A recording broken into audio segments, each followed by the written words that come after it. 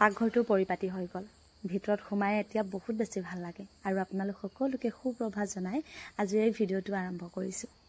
আমাৰ জীৱনৰ প্ৰত্যেকটো বস্তুৰে বহুত বেছি মূল্য আছে, কিয়নো অতীতৰ যদি দিনকেইটা মনত নেপেলাওঁ বৰ্তমানত কিবা এটা কাম কৰিবৰ কাৰণে আমাৰ মন আগবাঢ়ি নাযাব।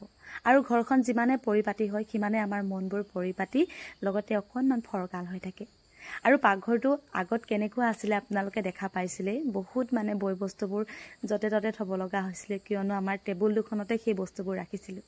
আৰু ঘপককৈ যিহেতু লওঁ বুলি ক'বলৈ হাতত পইচা নাথাকে, সেয়েহে 3 মাহৰ আগতে আমাৰ ভাত বনোৱা টেবুলখন, গেছৰ টেবুলখন আৰু এই বাকচটো বনাব দিছিলোঁ। যেতিয়া পইচা হয় তেতিয়া আনিম বুলি কোৱাৰ লগে লগে এইবাৰ আৰু হাতত পইচা কেইটকমান পোৱাৰ কাৰণে বস্তুকেইটা আনিলোঁ। আৰু গ্ৰিল মেচিন দি ইমান ধুনীয়াকৈ ৱালত মাৰি দিলে। লগতে আমাৰ ষ্টেণ্ডটো বহুত পুৰণা। মানুহজনে তিনিচুকীয়াত গ্লাছ ফেক্টৰীত কাম কৰিব যাওঁতে সেই ষ্টেণ্ডটো 1600 টকা দি মোক আনি দিছিলে, কিয়নো মই খুব বিচাৰিছিলোঁ তেতিয়া।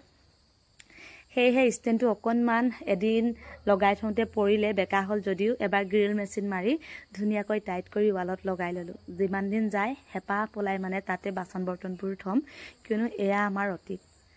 আৰু আমাৰ এই বস্তুকেইটা অনা দেখি আমাৰ চাৰিওটা পৰিয়াল, বাই পৰিয়ালটো, ককাই আৰু আমাৰ দদাই খুৰী পৰিয়ালটো, লগতে আমি 4 ঘৰে মিলিজুলি যোৱাকালি ৰাতি ভাত এসাঁজৰ খালোঁ।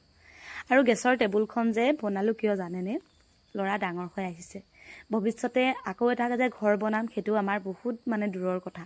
সেয়েহে ইমান ডাঙৰ ঘৰটোত পাছত পাকঘৰ নকৰোঁ। যদিহে ল'ৰা ডাঙৰ হৈ আহে, ৰুমৰ প্ৰয়োজন হয়, তেতিয়াহ'লে এইটো আমাৰ শোৱা ৰুম হ'ব বা এটা ৰুমত ডাইনিং হ'ব। 2টা ৰুম আমি এটা কৰি থৈছোঁ ৱালখন ভাঙি। আৰু মৰমৰ এইকেইদিন মৰ্ণিং ক্লাছ হৈ আছে আৰু ঘপককৈ তাকো কিবা এটা বনাই মেলি খুৱাব লাগে। গা পা ধুই আহি মই পাকঘৰত যিহেতু এই কামখিনিতে লাগিলোঁ, খোৱা বোৱা কথা তাৰ কাৰণে পাহৰিয়ে গৈছিলোঁ। আৰু ৰাতিপুৱা 7 বজাতে সি স্কুললৈ যায়, 11 বজাত গুচি আহে। সেয়েহে অকণমান কিবা এটা বনাই দিওঁ বুলি এইফালে প্ৰট'গুৰুৰ এটা প্ৰডাক্ট ফিটভি মৎস্যকে লৈছোঁ। ইয়াক খুৱাই পঠালোঁ বুলি ক'লে মই মানে নিশ্চিত। ফিটভি মৎস্য হৈছে আমাৰ শিশুৰ বাবে সম্পূৰ্ণ পাৰিবাৰিক পুষ্টিকাৰক খাদ্য আৰু ইয়াক ব্ৰেকফাষ্ট হিচাপে খুৱাব পাৰি। ইয়াত গুড়, শুকান ফল, বাদাম, লগতে ভীমকলৰ গুড়ি আৰু গাখীৰৰ সৈতে সংমিশ্ৰণ কৰি ইয়াক তৈয়াৰ কৰা হৈছে। এটা বাউলত 3 চামুচ এইদৰে লৈ ল'ব অটছ আৰু ইয়াত কুহুমীয়া গৰম পানী দি ভালদৰে সংমিশ্ৰণ কৰি ল'ব লাগে। আৰু সংমিশ্ৰণ কৰাৰ পাছত 5 মিনিট এইদৰে ঢাকোনেৰে ঢাকি ৰাখিব লাগে। আৰু আপোনালোকৰ ঘৰত থকা যিকোনো ফলে যিয়ে হওক তাকে আপোনালোকে ইয়াত 5 মিনিট হোৱাৰ পাছত ওপৰত ইয়াৰ সোৱাদ আৰু 2 গুণ বৃদ্ধি কৰিবৰ কাৰণে দি দিব পাৰে।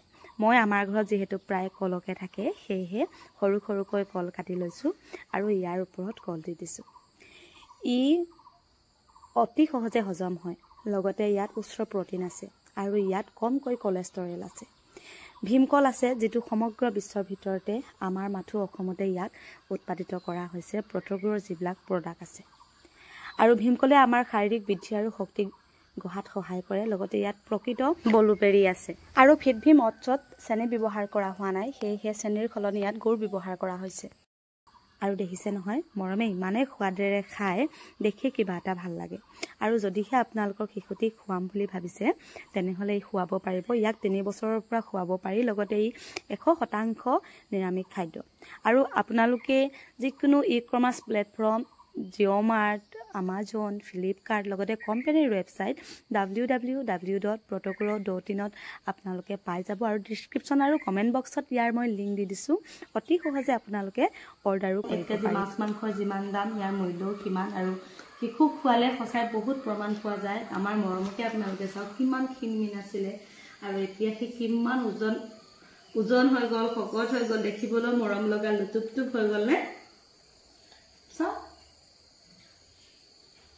ইমানে টেষ্টি কৈছে নহয়, কথা কৈ থাকোঁতে সি খতম কৰি দিলে। আৰু মই ওলালোঁ মৰমক ৰাস্তাত থ'বলৈ বুলি। এইফালে দেউতাকে কি ধুনীয়াকৈ পিন্ধাই দিছে জোতা। যোৱাকালিৰ পৰা মৰমে গাড়ীতে গৈছে, গাড়ীত দি দিলোঁ অটত, 700 টকা ভাড়া লৈছে। এতিয়া যিহেতু সময়টো মিলাব নোৱাৰে দেউতাকে, মৰ্ণিং ক্লাছ হৈ আছে, যা আৰু আন ওচৰৰ ল'ৰা ছোৱালীকেইটাকো দিয়াৰ কাৰণে আমিও দি দিলোঁ। আৰু আমাৰ ঘৰৰ ৰাস্তাটো যিহেতু কেঁচা, সেইকাৰণে মেইন ৰাস্তালৈকে উলিয়াই দিব লগা হৈছে।